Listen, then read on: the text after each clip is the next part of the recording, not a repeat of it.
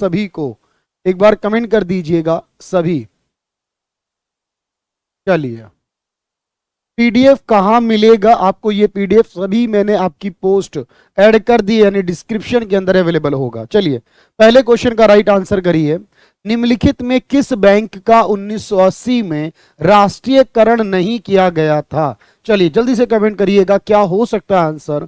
Corporation bank, Punjab national bank, new bank of India, oriental bank of commerce. इन चार में वो कौन सा बैंक है जिसका राष्ट्रीयकरण 1980 में नहीं किया गया था?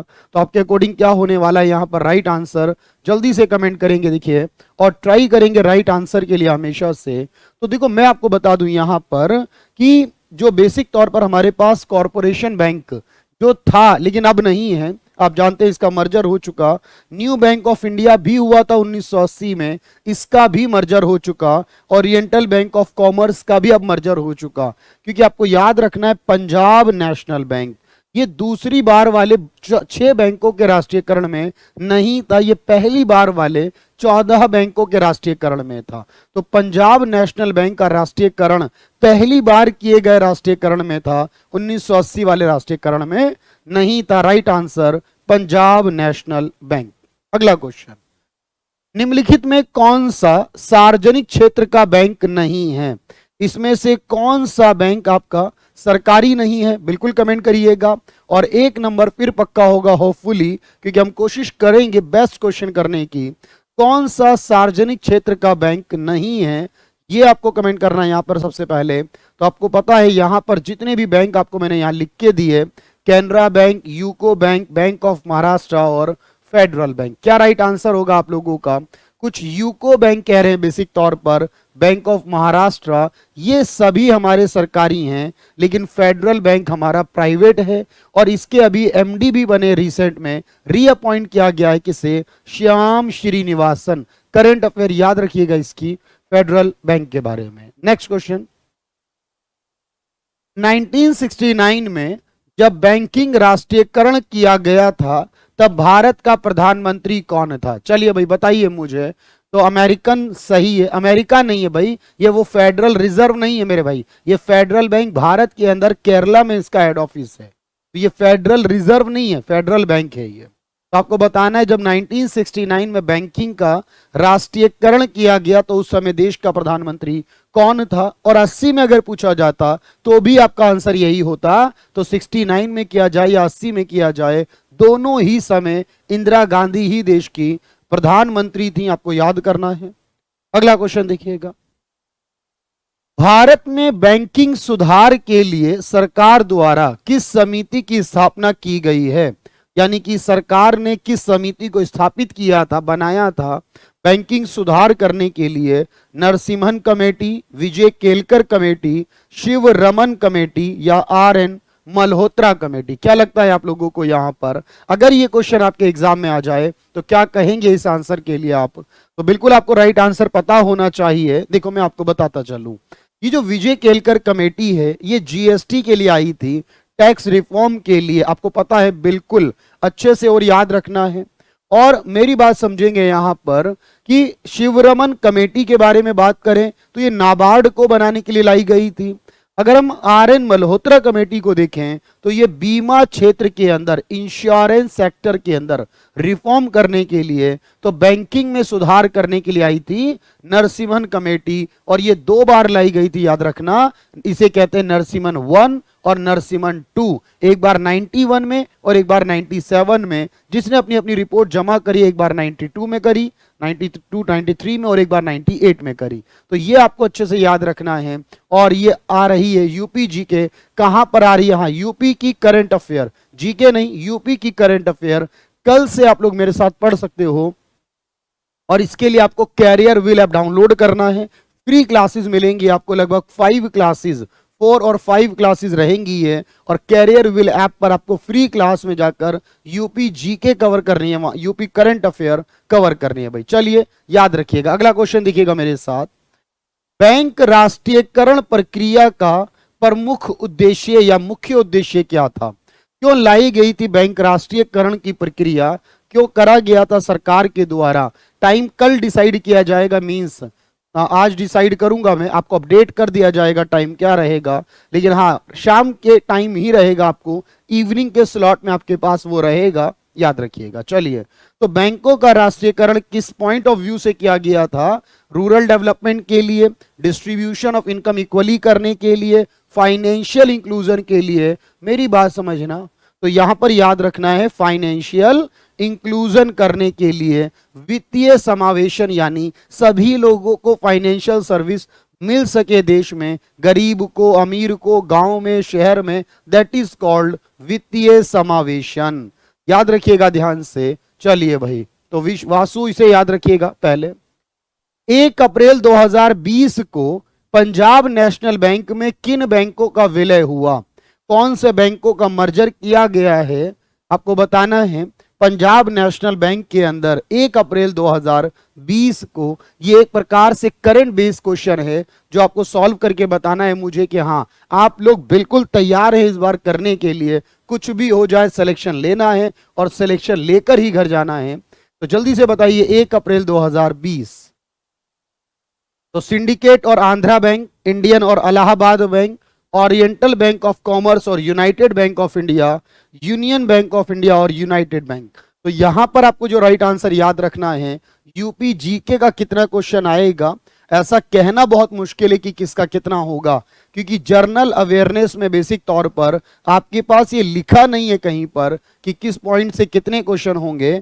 ठीक है भाई, याद रखेंगे इसे। तो oriental bank of commerce and United bank of India, ये दोनों का मर्जर हुआ है किसके साथ? पंजाब नेशनल बैंक के साथ। चलिए अगला क्वेश्चन, भारत में नाबार्ड की स्थापना कब की गई? एक्चुअली बैंकिंग सुधार की प्रक्रिया में यह भी एक काम आपको याद रखना है। बैंकिंग सुधार के अंदर यह कहा गया कि एग्रीकल्चर का एक अलग डिपार्टमेंट होना चाहिए जिसे नाबार्ड कहा जाएगा। आप जानते हैं कि जो नाबार्ड नाम का संगठन है, इसके नाम से ही आपको पता है कि एग्रीकल्चर के लिए और रूरल डेवलपमेंट के लिए काम करता है, जिसका मुख्यालय मुंबई के अंदर आपको याद रखना है। और इसके चेयरमैन का नाम याद रखना है गोविंदा राजुलू चिंतला। याद रखेंगे, एग्जाम में यह भी पूछा जा सकता है, क्योंकि मैंने आपसे एक क्वेश्चन पूछा लेकिन एग्जामिनर इसकी जगह दूसरा क्वेश्चन पूछ सकता है कि नाबार्ड का मुख्यालय कहाँ है, या नाबार्ड का चेयरमैन कौन है, या नाबार्ड की स्थापना कब हुई, जो मैंने पूछा आपसे। तो 12 जुलाई 1982। तो कृषि के लिए आपके पास याद रखना, तो 1982 12 जुलाई 1982 को नाबार्ड की स्थापना हुई। अगला क्वेश्चन है, सार्वजनिक क्षेत्र के बैंकों में सरकार के कितने शेयर या सरकार की कितनी हिस्सेदारी आवश्यक होती है? किसी भी सरकारी बैंक को कराने के लिए करंट की मास्टर क्लास बिल्कुल करा देंगे भाई। सार्वजनिक क्षेत्र के बैंकों में सरकार के कितने शेयर आवश्यक होते हैं? कम से कम 75% होने चाहिए, 50% से अधिक होना चाहिए, 33% से अधिक, या फिर 49% से अधिक होना चाहिए। तो यहां पर आपको याद रखना है मोर देन 50%, तभी किसी को हम सरकारी यानी सार्वजनिक कह सकते हैं, पब्लिक सेक्टर कह सकते हैं। ये आपको अच्छे से याद रखना होगा, मोर देन 50%। अगला क्वेश्चन, सिडबी का मुख्यालय कहां है? SIDBI आपको याद रखना है, सिडबी का मुख्यालय कहां है? स्मॉल इंडस्ट्रीज के डेवलपमेंट के लिए 1990 में बना है सिडबी, और सिडबी का मुख्यालय आपको याद करना है। और सिडबी के चेयरमैन का नाम याद रखेंगे S रमन, क्योंकि ये 2021 में ही बदले हैं, इसलिए बड़ा इंपॉर्टेंट हो जाता है S रमन के बारे में याद रखना। तो सिडबी का मुख्यालय कहाँ है मेरे भाई? जल्दी से आप याद रखेंगे इसका मुख्यालय, क्योंकि उत्तर प्रदेश में आता है और यूपी पीईटी में ये बहुत इंपॉर्टेंट हो जाएगा as a GK, as a current और एज ए बैंकिंग। तो लखनऊ में इसका मुख्यालय यानी सिडबी यूपी में स्थित है, बहुत इंपॉर्टेंट है, याद रखिएगा एग्जाम के। अगला क्वेश्चन देखिएगा मेरे साथ, भारतीय रिजर्व बैंक का राष्ट्रीयकरण किस वर्ष किया गया था? आपको यह बताना है भारतीय रिजर्व बैंक यानी आरबीआई का राष्ट्रीयकरण किस वर्ष किया गया था? 1947 में, 1948 में, 49 में, या 1950 में? तो आरबीआई जो है बेसिक तौर पर आप जानते हो, आरबीआई की स्थापना अगर पूछ ली जाती क्योंकि जब बात बैंकिंग की है तो आपको पता होना चाहिए आरबीआई की स्थापना कब हुई थी, 1 अप्रैल 1935 को। आरबीआई का मुख्यालय कहां पर है, तो आरबीआई का मुख्यालय मुंबई में है। आरबीआई का गवर्नर कौन है, तो याद रखना आरबीआई के गवर्नर का नाम वर्तमान में शक्ति कांता दास है। तो ये आपको याद रखना है, शक्ति कांता दास का नाम। और इसके अलावा आपको याद रखना है इसका राष्ट्रीयकरण कब हुआ था, तो इसका राष्ट्रीयकरण हुआ था, जो एग्जाम ने पूछा है यहां पर, तो इसका राष्ट्रीयकरण 1 जनवरी 1949 को हुआ था। कब हुआ था, 1 जनवरी 1949। तो बहुत अच्छे से याद रखना, मैं इसीलिए आपको ये सारी बातें बता रहा हूं। आरबीआई म्यूजियम कोलकाता के अंदर है। पहला भारतीय गवर्नर सीडी देशमुख थे यहां पर, तो ये आपको स्पेशली तौर पर याद रखना होगा एग्जाम के पॉइंट ऑफ व्यू से। चलिए, ये सारी जानकारी क्लियर है आपके पास। चलिए अगला क्वेश्चन देखिएगा। सरकार की मंजूरी के बिना निजी क्षेत्र के बैंकों में वर्तमान में एफडीआई सीमा क्या है, यानी किसी भी प्राइवेट बैंक में आप कितनी एफडीआई सीमा तक यानी लगा सकते हो, फॉरेन डायरेक्ट इन्वेस्टमेंट, विदेशी पैसे की लिमिट कितनी है किसी भी प्राइवेट बैंक के अंदर, 34%, 25%, 49% या 74%।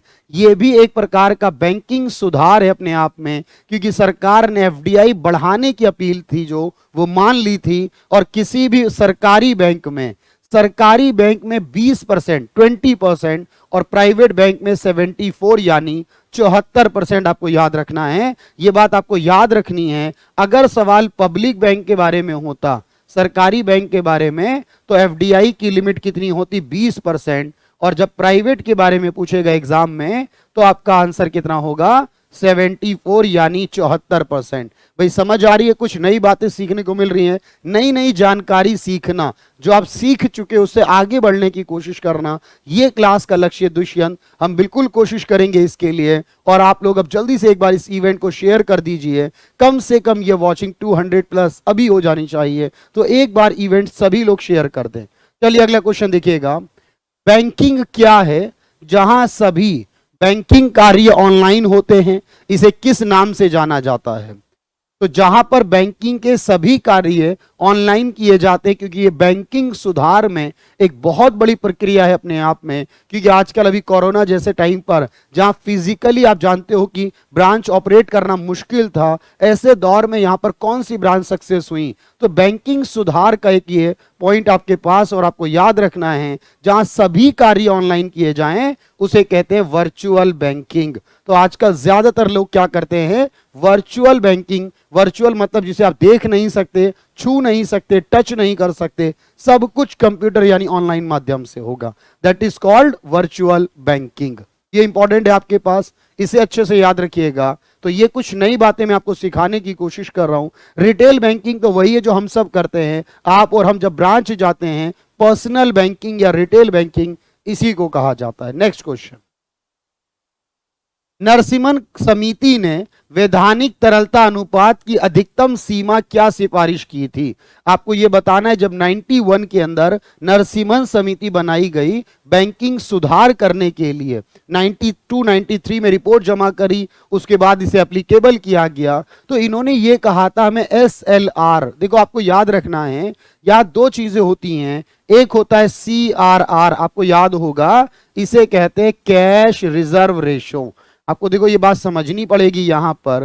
कैश रिजर्व का मतलब होता है हिंदी में नकद आरक्षित अनुपात, यानी कि कोई भी बैंक आपका जितना पैसा जमा करता है अपने पास, डिपॉजिट करता है, उसका कुछ पैसा वो CRR में रखता है। कुछ पैसा किस में रखता है, CRR मतलब कैश में रखता है। और दूसरा होता है यहां पर, उसे कहते हैं SLR यानी स्टैट्यूटरी लिक्विडिटी रेशो। मेरी बात को समझना, यहां पर कैश के अलावा भी रख सकता है गोल्ड या सिक्योरिटी के अंदर। इसे हिंदी में कहते हैं वैधानिक तरलता अनुपात। बहुत इंपॉर्टेंट बातें हैं ये, क्योंकि नया सीखने को मिल रहा है आपको कुछ। तो वैधानिक तरलता अनुपात, ध्यान से समझिएगा पहले बात को। तो यहां पर इंपॉर्टेंट बात क्या है, देखो कि जब कोई CRR रखता है तो कैश में रखता है, और एसएलआर रखता है तो लिक्विड में रखता है। लिक्विड का मतलब कैश भी होता है और गोल्ड भी होता है और सिक्योरिटी भी होती है सरकार की। तो यहां पर नरसिम्हन कमेटी से पहले तक ये जो एसएलआर था ये लगभग 38.5 38% के आसपास था, तो इतना रखना होता था बैंक को। तो नरसिम्हन कमेटी ने सिफारिश की थी कि इसको घटा दो और इसे 25 तक ले आओ। कितने तक ले आओ? 25 तक ले आओ यहां पर। तो ये जो सिफारिश की गई थी एक्चुअल में उस समय, अभी 18% एसएलआर है, अभी 18 है, लेकिन उस समय की सिफारिश थी कितनी? 25% की। बहुत नया क्वेश्चन, जबरदस्त क्वेश्चन है। और चलिए भाई मोहित बाबू बिल्कुल करंट की मैराथन ले आएंगे। चलिए भाई जल्दी से ले आएंगे। अगले संडे का बात कर सकते, कोई बात नहीं है। गलती से परेशान नहीं होना, जो गलती से बचेगा ना वो समझ लो कुछ नहीं सीखेगा। गलत हुआ इसका मतलब आपने कुछ नया सीखा, और वो नया यही है, मुझे पता है। तो चलिए 1969 में इसमें से किस बैंक का राष्ट्रीयकरण किया गया था? इनमें से कोई एक बैंक बताइए मुझे। वो जमा करना पड़ता है या नोट छपवाना हो तो बिल्कुल वो अलग होता है। विवेक यादव, 200 करोड़ वाला कॉन्सेप्ट वो बिल्कुल अलग है, वो करेंसी प्रिंट करने का है। ये पैसा आपका अलग है, ये बैंक डिपॉजिट करता है। जल्दी बताइए मुझे 69 में किस बैंक का राष्ट्रीयकरण किया गया था? तो विजया बैंक का राष्ट्रीयकरण 1980 में किया गया था। आंध्रा बैंक का राष्ट्रीयकरण भी 1980 में किया गया था। पंजाब सिंध बैंक का राष्ट्रीयकरण भी 1980 में किया गया था। और यूनाइटेड बैंक ऑफ इंडिया का राष्ट्रीयकरण 69 वाले में किया गया था। तो यहां से आपको याद रखना है यूनाइटेड बैंक ऑफ इंडिया, इन सब का राष्ट्रीयकरण 1969 वाले में था, बाकी सबका 1980 वाले में। 6 बैंक हुए थे, Vijaya bank, Andhra bank, Punjab and Sind bank. इसके अलावा देना बैंक हुआ था, आपको याद रखना है। और उसके अलावा ओरिएंटल बैंक ऑफ कॉमर्स और न्यू बैंक ऑफ इंडिया भी हुआ था, मैंने आपको बताया बिल्कुल। तो ये आपको राइट आंसर याद रखना है, यूनाइटेड बैंक ऑफ इंडिया। किस राष्ट्रीयकृत बैंक का 1993 में पंजाब नेशनल बैंक में विलय कर दिया गया? किस सरकारी बैंक का विलय कर दिया गया पंजाब नेशनल बैंक के अंदर 1993 के अंदर? यहां से आपको आइडिया लगाना है। अभी अभी मैंने बताया ललित कुमार जी, स्टैटिक जीके कहां से पढ़ें वो भी आपको यहां से मिल जाएगी। अभी मैं 3 वीडियो बना चुका हूं स्टैटिक जीके के ऊपर। अगर आप देखें ग्लोबल ऑर्गेनाइजेशन, आपकी 10 टॉपिक दिए गए आपकी क्लास में, और 10 में से सिलेबस में 3 में करा चुका। ग्लोबल ऑर्गेनाइजेशन उनके हेडक्वार्टर्स करा चुका, रिसर्च इंस्टीट्यूट में आपको करा चुका हूं अब तक, ये भी आपका सिलेबस का एक हिस्सा है। और इसके अलावा आपके पास एक और वीडियो में लेकर आ चुका हूं, आपको देखना होगी यहां पर, जिसके अंदर बहुत सारी इंफॉर्मेशन के बारे में, छोटे छोटे पॉइंट यानी स्पोर्ट्स क्विज के बारे में बात की है। तो इसके अलावा बाकी मैं कराऊंगा, लेकिन राइट आंसर देखिए पहले न्यू बैंक ऑफ इंडिया। कौन सा? New bank of India. मैंने अभी बताया आपको, इसका 1980 में राष्ट्रीयकरण हुआ और 1993 में ही ये पीएनबी में मर्ज कर दिया गया, new bank of India. Bharat में बैंकों का राष्ट्रीयकरण पहली बार कब किया गया? भारत में पहली बार बैंकों का राष्ट्रीयकरण कब किया गया, उस पर ध्यान दीजिए, उसे अच्छे से पढ़िए, क्योंकि मैंने कहा 30 क्वेश्चन बहुत मेहनत से लेकर आए ताकि आपके लिए या किसी भी तरह से कमी ना रह जाए और आपके बेस्ट क्वेश्चन हो जाए। पहली बार देखो 2 बार किया गया, पहली बार और दूसरी बार। अगर आपसे पूछे कुल कितने चरणों में किया गया तो 2 फेज में किया गया है मात्र। दूसरी बार कब किया गया? 15 अप्रैल 1980 को। दूसरी बार कब किया गया? 15 अप्रैल 1980। और पहली बार कब किया गया? 19 जुलाई 1969। तो पहली बार राष्ट्रीयकरण हुआ 1969 में और दूसरी बार 1980 15 अप्रैल को। चलिए ये अच्छे से याद रखिएगा। नेक्स्ट क्वेश्चन की तरफ चलते हैं। क्षेत्रीय ग्रामीण बैंकों में प्रायोजक बैंकों की हिस्सेदारी कितनी होती है? यानी कोई भी प्रायोजक बैंक, आपने देखा होगा यूपी के अंदर कितने ग्रामीण बैंक है मैं आपको बताऊं। उत्तर प्रदेश में 3 ग्रामीण बैंक है वर्तमान में, और इन तीनों का कोई ना कोई प्रायोजक होगा, यानी स्पॉन्सर बैंक कहते हैं जिसे। जब आप नाम पढ़ेंगे उसके नीचे लिखा होगा प्रायोजक या स्पॉन्सर बाय दिस बैंक। तो जैसे प्रथमा बैंक है यूपी के अंदर एक, और उसके अलावा भी बहुत सारे बैंक हैं, 3 बैंक हैं टोटल यूपी के अंदर। तो किसी भी ग्रामीण बैंक में आपको याद रखना है 50% पैसा जो होता है ये केंद्र सरकार लगाती है। किसी भी ग्रामीण बैंक में 50% केंद्र सरकार लगाती है, 15% पैसा वहां की राज्य सरकार लगाती है मेरे भाई, राज्य सरकार लगाती है। और 35% पैसा जो होता है ये प्रायोजक बैंक लगाता है। जो भी बैंक उसको प्रायोजक करता होगा, जैसे मैंने बताया प्रथमा बैंक है, उसका प्रायोजक पहले सिंडिकेट हुआ करता था, लेकिन अभी पंजाब नेशनल बैंक होता है, तो वो लगाएगा यहाँ 35%, जिसे स्पॉन्सर बैंक कहा जाता है। तो प्रायोजक बैंक जो होगा वो 35% की हिस्सेदारी से होगा। प्रायोजक मतलब उसको स्पॉन्सर करना, उसका मैनेजमेंट संभालना, उसकी पूरी जिम्मेदारी जिस बैंक के पास होगी, दैट्स स्पॉन्सर बैंक। चलिए याद रखिएगा यहां पर। अगला क्वेश्चन है, भारत में स्थापित होने वाला पहला आरआरबी यानी कि ग्रामीण बैंक, आरआरबी शॉर्ट में बोलते हैं इसे, तो भारत में होने वाला पहला आरआरबी यानी ग्रामीण बैंक कौन सा था आपका, और कहां पर हुआ था, कब हुआ था, ये भी बता सकते हो। तो आपको अच्छे से आंसर करना है भाई यहां पर। और आप यूपी से हो तो यूपी में ये अलग से यूपी जीके का भी हिस्सा बन जाता है। प्रथमा ग्रामीण बैंक यूपी के मुरादाबाद में, 75 जिले हैं यूपी के अंदर, उसमें से मुरादाबाद जिले में इसकी शुरुआत हुई। और ये कब हुई थी?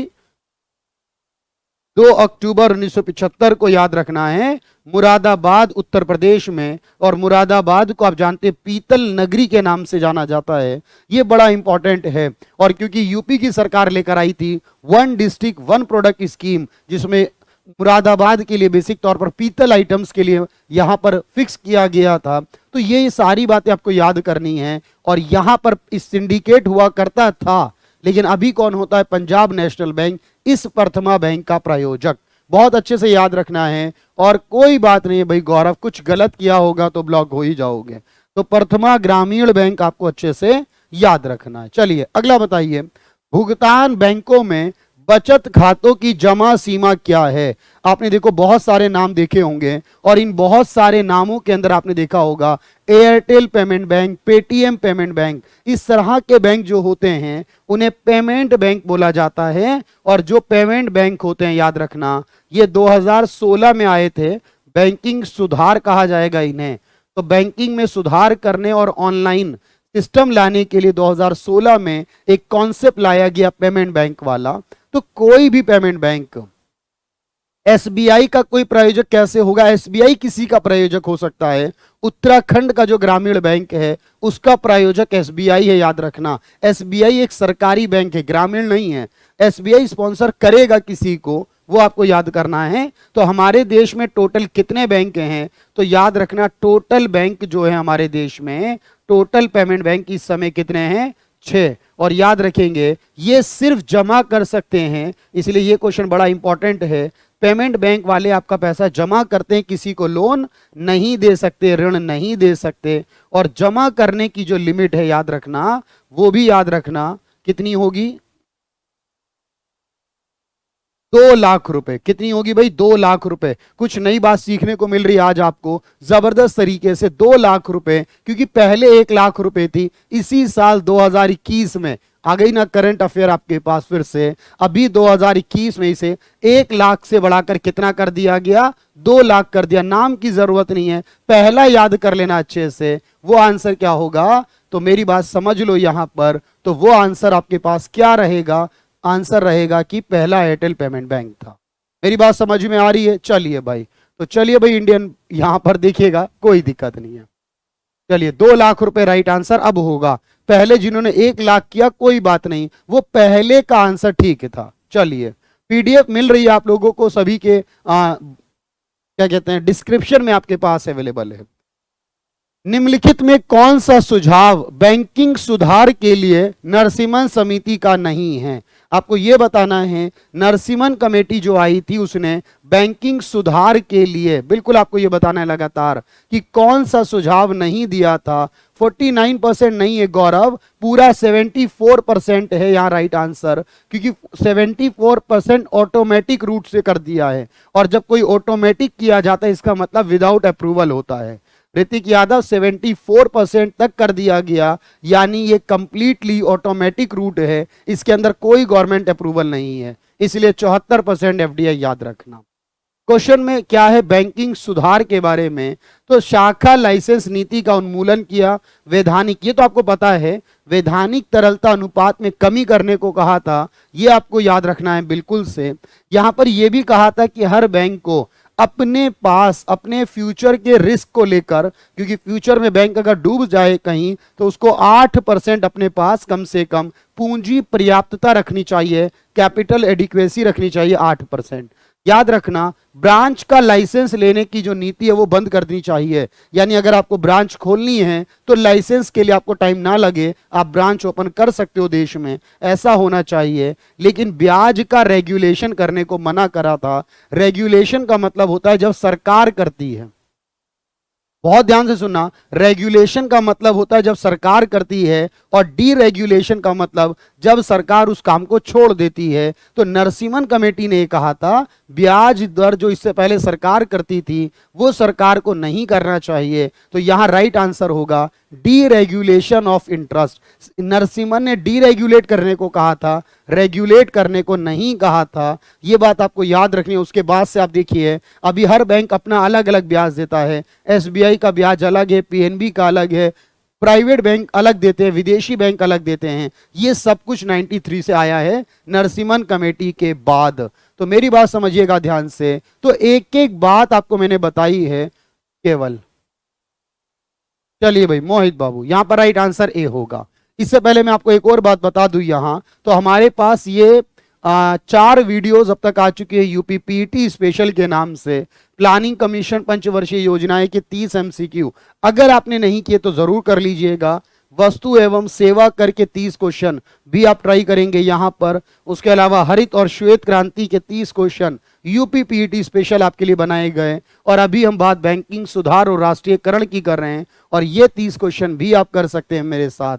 तो आपको ये सारे क्वेश्चनों को जवाब देखो अच्छे से देना होगा, हर एक इंफॉर्मेशन आपके सामने है। तो इन वीडियोस को आप अभी प्लेलिस्ट में जाकर देख सकते हो। एक क्लास और होगी इकोनॉमिक्स की, तो 5 क्लास में 5 क्वेश्चन इंशाल्लाह आपके पक्के हो जाएंगे, कोई परेशानी नहीं आएगी। अगला क्वेश्चन देखिएगा, 1 अप्रैल 2020 को यूनियन बैंक ऑफ इंडिया में किन बैंकों का विलय कर दिया गया? जल्दी से बताएं मुझे, और एक बार इसे इवेंट को शेयर कर दे भाई सभी जल्दी से। यूनियन बैंक ऑफ इंडिया का किन बैंकों में विलय हुआ था? तो चलिए बताइएगा। तो यहां पर oriental bank of commerce and United bank of India, ये आपको याद रखना है। ये तो पंजाब नेशनल बैंक में हुआ था, ये राइट आंसर नहीं हो सकता। और यहां खुद यूनियन बैंक एक ऑप्शन में है, ये भी नहीं हो सकता। तो आपको याद रखना है कॉरपोरेशन बैंक और आंध्रा बैंक। तो कॉरपोरेशन बैंक और आंध्रा बैंक, इन दोनों को मिलाया गया किसके अंदर? यूनियन बैंक ऑफ इंडिया के अंदर।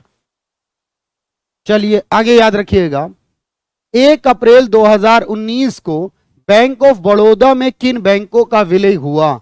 बैंक ऑफ बड़ौदा के अंदर किन बैंकों को मर्ज किया गया 2019 के अंदर? ये आपको याद करके बताना है, जल्दी से बताएंगे आप मुझे राइट आंसर क्या होने वाला है यहां पर। तो ये सर एक बार एग्जाम में पूछा जाएगा आपसे। तो देना और विजया बैंक, इन दोनों का मर्जर किसके अंदर किया गया था?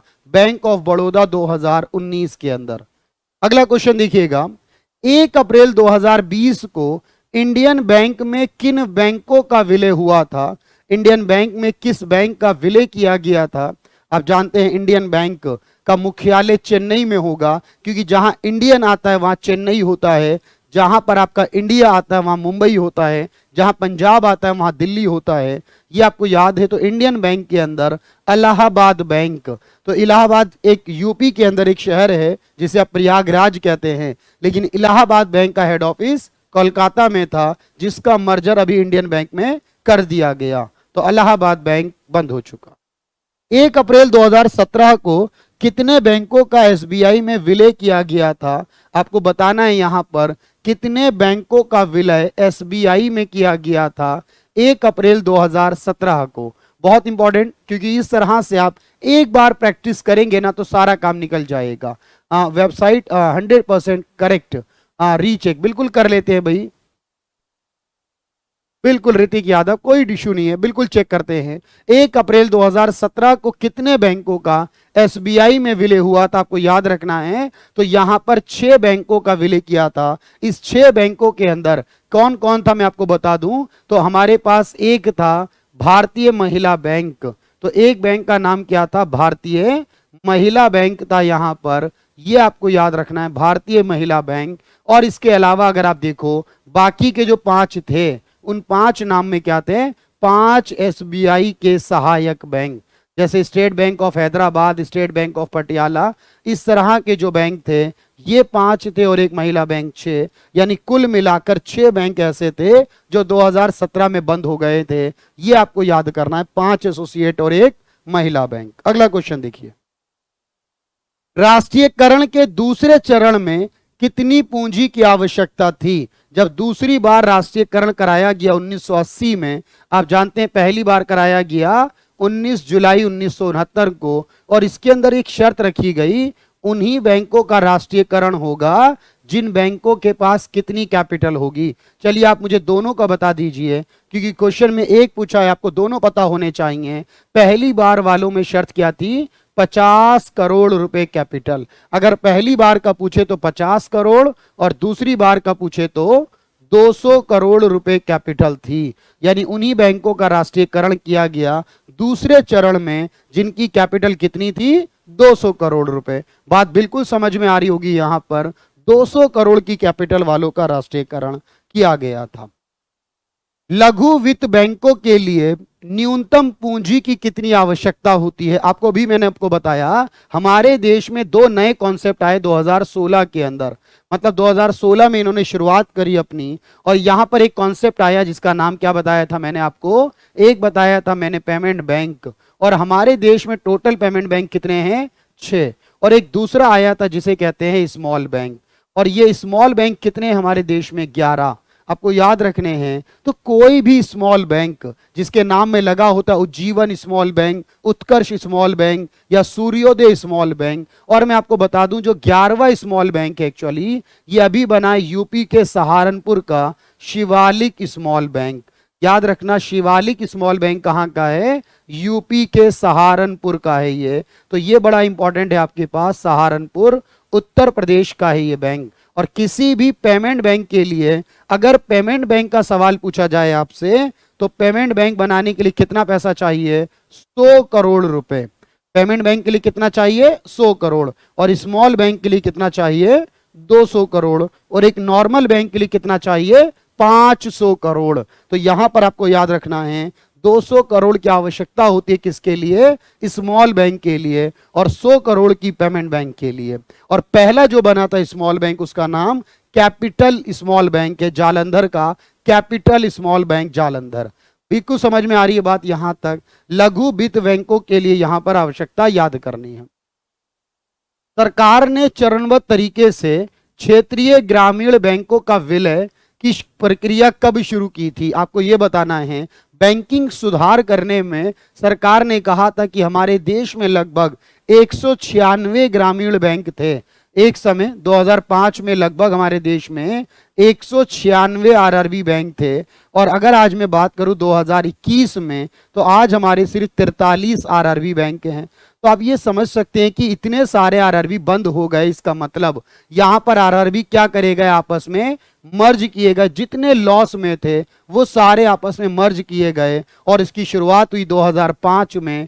2005 में जब ये शुरू किया गया, याद रखना, उसके बाद से संख्या गिरती गई और अभी 43 पर आ चुकी है, और अभी और कम होने वाली है इसके अंदर। तो राइट आंसर है 2005 में इसके मर्जर की प्रक्रिया को शुरू कर दिया भारत सरकार ने। 2005 याद रखिएगा, सितंबर 2005 में। इनमें कौन सा बैंक 1959 में भारतीय स्टेट बैंक से संबंध नहीं था। आपको पता है भारतीय स्टेट बैंक 1955 में बना, पर उसके सहायक बैंक 59 में बने, और 59 में 7 सहायक बैंक बने, 7। उन 7 में कौन सा नहीं था। तो सबसे पहले आपको याद रखना है भारतीय स्टेट बैंक कब बना, 1 जुलाई 1955 को बना। और इसके अगर सहायक बैंकों की बात करूं मैं, तो सहायक बैंक कितने बने, तो सहायक बने इसके 7 बैंक। और ये 7 बैंक कब बने इसके सहायक, 59 में। और आप जानते हैं आज के दौर में एक भी सहायक नहीं है इसका, सारे सहायक इसके बंद हो चुके हैं। और इसमें स्टेट बैंक ऑफ पटना नाम का कोई नहीं है, तो स्टेट बैंक ऑफ पटना के नाम से कोई सहायक नहीं है। हैदराबाद भी था, इंदौर भी था, मैसूर भी था, लेकिन फिलहाल तो सारे बंद हो चुके हैं और पटना तो था ही नहीं। इसमें से कौन सा बैंक प्रथम चरण के दौरान राष्ट्रीयकृत नहीं हुआ था? इनमें से कौन सा बैंक था जो पहली बार, यानी प्रथम चरण का मतलब 69 में राष्ट्रीयकृत नहीं हुआ था? आपको यह बताना है पहली बार के राष्ट्रीयकरण में कौन सा बैंक आपका शामिल नहीं था यहां पर। तो राइट आंसर याद रखेंगे तो बैंक ऑफ बड़ौदा पहली बार था, यूको बैंक भी पहली बार था, सिंडिकेट बैंक भी पहली बार था, आंध्रा बैंक मैंने आपको बताया 1980 में हुआ, यानी कि दूसरे चरण में था, पहले चरण में ये नहीं था। तो जल्दी आएगा 8वीं सीरीज संदीप चौधरी बिल्कुल आ जाएगी जल्दी से। तो आंध्रा बैंक राइट आंसर है। और अगला क्वेश्चन है नरसिम्हन टू समिति, यानी कि मैंने बताया था आपको 2 बार बनी थी नरसिम्हन समिति, जो सेकंड टाइम बनी उसने क्या, किस चीज के सुधार के लिए बनी? तो पहली बार वाली तो बैंकिंग के सुधार के लिए बनी, दूसरी बार वाली किसके लिए बनी थी ये आपको याद करना है। वालेकुम अस्सलाम भाई वासु गंगवार, आपको याद करना है वित्तीय संस्थान की दक्षता एफिशिएंसी के लिए, बैंकिंग सुधार, आईटी क्षेत्र या राजकोषीय सुधार के लिए। सेकंड वाली, पहली वाली बैंकिंग के लिए थी, तो याद रखना दूसरी वाली भी बैंकिंग के लिए थी। कंफ्यूज नहीं होना, पहली बार पूछे या दूसरी बार पूछे, दोनों बार बैंकिंग के लिए थी। और इसकी पीडीएफ आपको जस्ट 2 से 3 मिनट के बाद आपके डिस्क्रिप्शन में पीडीएफ लिंक आएगा सबसे ऊपर, और वो पीडीएफ लिंक आप अपने पास ड्राइव उसे डाउनलोड कर लें वहां से जाकर, और ये पीडीएफ आपको विद इन 5 मिनट्स आपको अवेलेबल हो जाएगी। तो आप चैनल पर बने रह सकते हैं कुछ